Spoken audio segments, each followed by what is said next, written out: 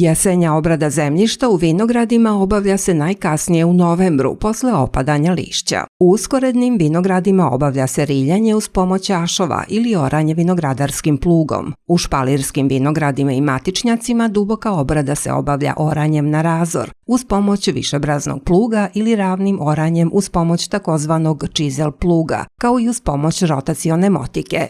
Obrada je najbolje da se obavlja na umereno vlažnom zemljištu. Na područjima sa jakim mrazevima ispod -18 stepeni obavlja se oranje na razor, tako da se zemljište nabacuje prema čokotima i vrši njihovo delimično zagrtanje radi zaštite od mraza. U ostalim područjima preporučuje se takozvano ravno oranje ili okopavanje uz pomoć rotacione motike. Pri ovakvoj obradi zemljište se samo rastresa i ostaje relativno ravna površina obrađenog zemljišta. Dubina jesenje obrade iznosi 20 do 25 cm, pri tome se vodi računa o dubini rasprostiranja korenovog sistema, kako se ne bi oštetio veliki broj korenova. Na sredini međurednog prostora dubina obrade može da iznosi od 25 do 30 cm, ali prema čokotima ne treba da prelazi 20 cm, jer se korenovi iz stabla razvijaju i rastu koso prema sredini međurednog prostora. Kod jesenje obrade zemljišta u vinogradu kvalitet obrade nije od velikog značaja. U slučaju rada po suvom ili previše vlažnom zemljištu stvaraju se plastice, velike grudve, koje će se tokom zime usitniti pod uticajem zimskih padavina i mrazeva. Jesenja obrada se kombinuje sa đubrenjem organskim i mineralnim đubrivima. Tada se primenjuje stajnjak i formulacije mineralnih đubriva sa povećanim sadržajem kalijuma i fosfora, najbolje formulacije i količine koje su dobijene proračunima iz agrohemijske analize zemljišta. Pre početka obrade ravnomerno se uradi rasturanje planiranih đubriva, prvo mineralnih pa organskih, i odmah se vrši zaoravanje.